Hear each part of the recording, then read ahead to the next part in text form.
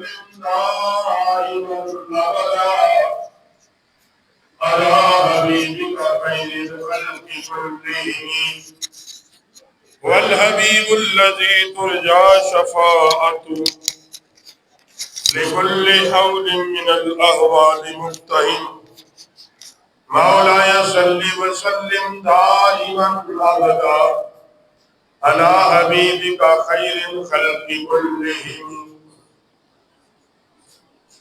ہر قسم کی حمد و ثنا اللہ وحدہ لا شریک،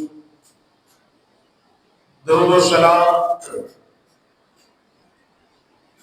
نبی دو جہاں سید سرورا امام الانبیاء سید الانبیاء ہادی کل محبوب کل ختم الرسول رازدار نبی غیبدار نبی نبیوں کے سلطان نبی جناب محمد رسول اللہ صلی اللہ علیہ وسلم کی بارگاہ میں ہدیہ درود و سلام. حضرات گرامی قدر،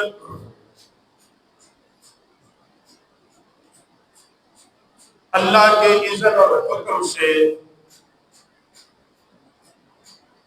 نبی کریم صلی اللہ علیہ وسلم نے اللہ کی وحدانیت کا پیغام مکہ المکرمہ سے شروع فرمایا، اور پیغام وحدانیت یعنی اللہ کے ایک ہونے کا اعلان نبی علیہ السلام نے جب فرمایا تو مکے کے سارے کافر نبی علیہ السلام کے دشمن بن گئے. آقا علیہ السلام نے تبلیغ دین کرتے رہے اور تبلیغ دین کے سلسلے میں ہر مشکل، ہر پریشانی، ہر مصیبت، ہر دکھ اور درد کو برداشت کرتے رہے اور لوگوں تک اللہ کی توحید، اپنی رسالت، رب کے پیغام قرآنی اور پیغام آفاقی کو دنیا میں عام کرتے رہے. جو نبی پاک صلی اللہ علیہ وسلم نے کم و بیش زندگی کے اعلان نبوت کے بعد 12-13 سال کے اس عرصے میں کم و بیش 350 کے قریب افراد تیار کیے. کم و بیش یعنی 313 یا اس سے کچھ زیادہ کچھ کم، مگر نبی کریم علیہ السلام کی محنت سے جو یہ افراد تیار ہوئے، اللہ فرماتا ہے کہ میں نے نبی علیہ السلام کی رفاقت و صحابیت کا مرتبہ ان لوگوں کو عطا کیا جن کے دل کائنات میں سب سے پاک تھے.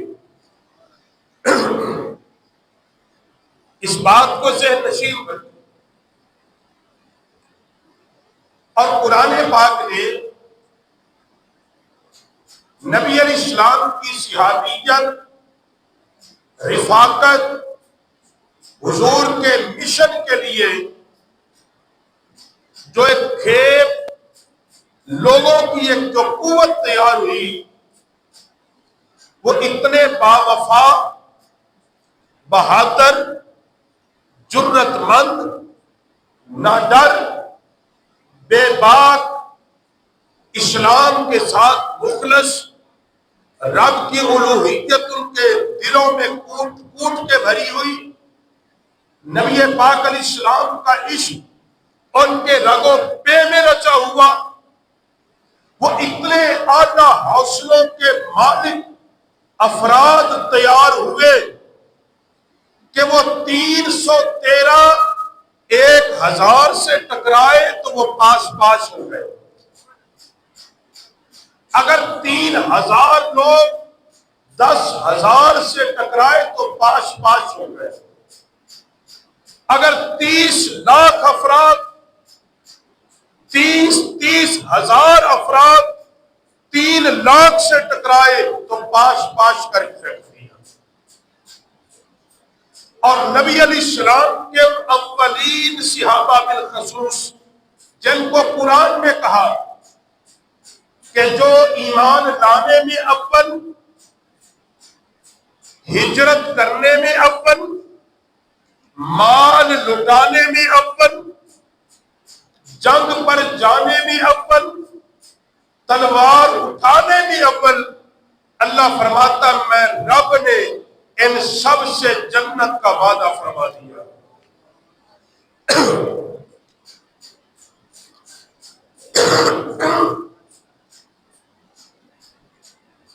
اب اولین صحابہ کون ہے، یہ بات ذہن میں رکھیں۔ ایک بات اور ایک مسئلہ کوٹ کے ذہن میں بھر لیں کہ نبی پاک کا ہر صحابی، نبی پاک کا ہر صحابی باعث عزت و افتخار ہے۔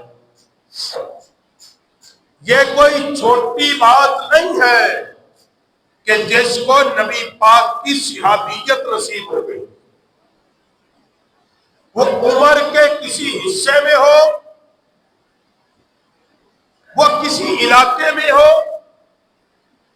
اس نے کتنی دیر پہلے بارگاہ رسالت میں حاضری دی، اللہ فرماتا ہے تمہیں اس بات سے کوئی سلوکال نہیں، جیسے اخلاص کے ساتھ جاگتے ہوئے ایمان کے ساتھ میرے پاک محمد کی زبان سے کلمہ پڑھا ہے، چند لمحے صحبت میں بیٹھا ہے، وہ صحابی ہے۔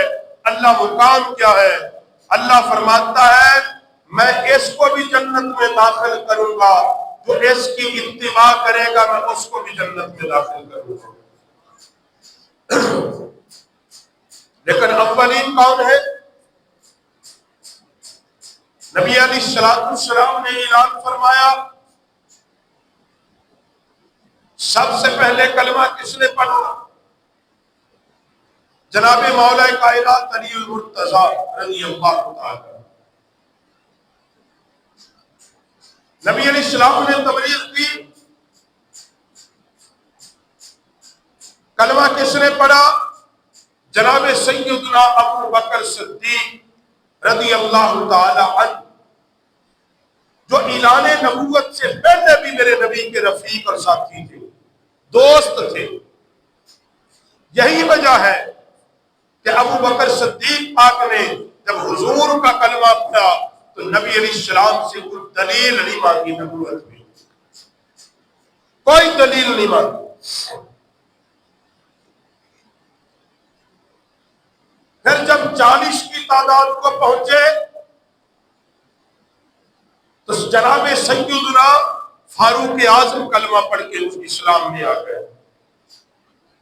اور صحابہ کہتے ہیں 38 یا 39 لوگ مرد و خواتین پہلے بھی اسلام میں آئے، مگر جس دن سیدنا فاروق اعظم نے کلمہ پڑھا مسلمان ہوئے، نبی پاک اتنے خوش ہوئے، اس سے پہلے کبھی اتنے راضی نہیں ہوئے۔ یعنی فاروق اعظم وہ ہے جن کے اسلام لانے پر میرا نبی خوش ہوتا ہے، میرا نبی راضی ہوتا ہے۔ اسلام کی تبلیغ اور پھیلی، جناب سیدنا عثمان غنی جیسا انسان اسلام کے دامن میں آیا،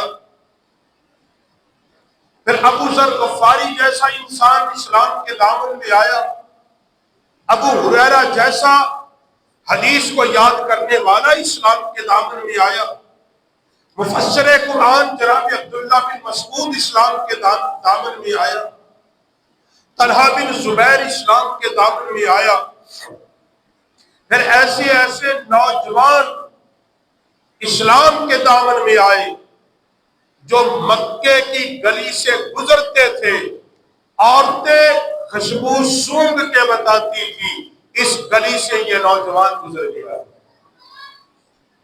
مگر جب اسلام قبول کر لیا، رسول اللہ صلی اللہ علیہ وسلم کے حلقہ ارادت میں آ گئے، پھر وہی غلام جنگ احد کے اندر جب شہید ہوتا ہے، نبی پاک نے فرمایا میرے صحابہ دیکھو یہ وہ نوجوان ہے، اسلام لانے سے پہلے ہر روز پوشاک بدلتا تھا، آج احد کے میدان میں اس کے لیے کفن بھی نہیں ہے. مگر کسی نے شکوہ نہیں کیا. اسلام کے لیے صحابہ نے اپنا مال، دولت، اولاد، گھر بار، عزت آبرو سب کچھ لوٹانے میں اولیت اختیار کی. اور قرآن کہتا ہے وہ لوگ السابقون الاولون، پہلے ایمان لانے والوں میں جو پہلے ایمان لے کے آئے ان کے اندر کون ہے؟ میں نے پہلے عرض کیا ہجرت مدینہ سے پہلے جتنے افراد ایمان لے کے آئے السابقون الاولون میں داخل ہیں.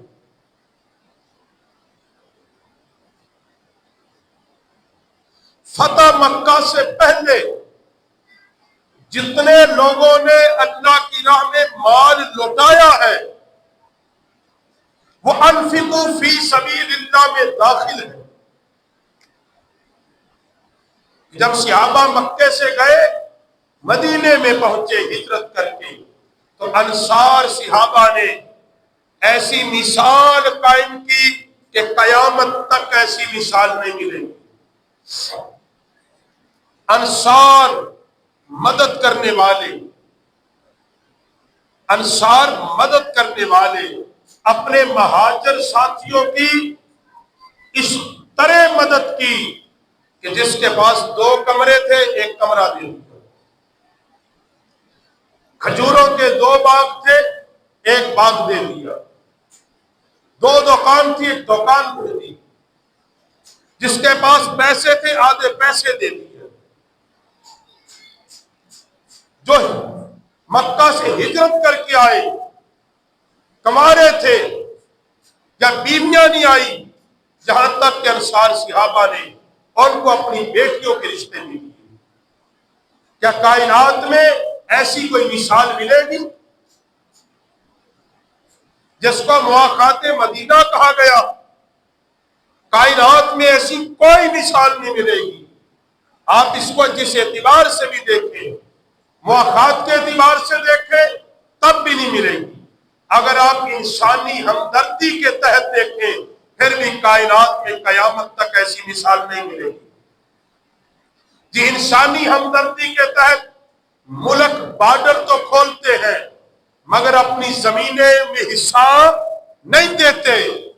مگر جب صحابہ مکے سے ہجرت کر کے مدینے گئے تو نبی پاک کے انصار صحابہ نے اپنی زمینوں میں بھی حصہ دیا، گھروں میں بھی حصہ دیا، باغوں میں حصہ دیا، کھجوروں میں حصہ دیا، کاروبار میں حصہ دیا، ہر چیز میں شراکت دار بنا دیے.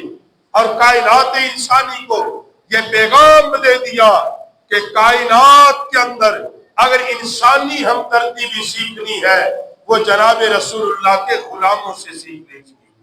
اب اگلی بات تو میں آپ کے سامنے رکھ رہا ہوں. نبی علیہ السلام نے پھر صحابہ کی عظمت کو بیان کیا اور عظمت کو بیان کرتے ہوئے فرمایا ہر صحابی کی اپنی اپنی عظمت کو، لیکن سب کے لیے کیا حضور نے فرمایا؟ فرمایا میرے سارے کے سارے صحابہ آسمان کے ستاروں کی مانند تھے، اور فرمایا یہ سارے ہدایت کے ستارے ہیں، کسی ایک کی اتباع و پیروی کرو گے ہدایت پا جاؤ گے۔ قرآن پاک نے صحابہ کی عظمت کو بیان کیا، ان کے مال خرچ کرنے کو بیان کیا، ان کے ہجرت کرنے کو بیان کیا، اور صرف بیان نہیں کیا، میں قرآن پاک سے ایک نہیں 1 درجن کے قریب آیتیں دکھا سکتا ہوں کہ جن میں اللہ نے نبی پاک کے غلاموں سے اپنی رضا کا اعلان کیا۔ پچھلے جمعے میں نے بات کی حدیبیہ کے مقام پر جب نبی پاک نے بیعت رضوان لی تو اللہ کیا کہہ رہا ہے؟ فرمایا جس نے یہ بیعت کی میں اللہ ان سے راضی ہو گیا۔ وہ 1-2 صحابی نہیں تھے، کتنے تھے؟ 1400 کے قریب صحابہ، 1400 کے قریب۔ بخاری شریف میں یہ حدیث ہے کہ 1400 سے زائد صحابہ۔ دوسرے مقام پہ جنگ بدر جب ہوتی ہے اور جنگ بدر کی رات اللہ فرماتا ہے کہ میں اللہ نے اپنے حبیب کے غلاموں کے سینوں کو اپنی رحمت اور تسکین سے بھر دیا ہے۔ یعنی جو جنگ بدر میں شامل ہو گئے اللہ ان سے بھی اپنی رضا کا اعلان کرتا ہے، اور اللہ خود ان کے ایمان کی گواہی دیتا ہے، ان کے ایمان کی گواہی دیتا ہے۔ اور جب یہ باتیں ہوئی کہ فتح مکہ سے پہلے جو ایمان لائے ان کا جی یہ مقام، فتح مکہ کے بعد والوں کا یہ مقام، اللہ نے فرمایا وَكُلُّهُمْ، فرمایا میں رب نے ان سب سے جنت کا وعدہ کیا، سب سے جنت کا وعدہ کیا۔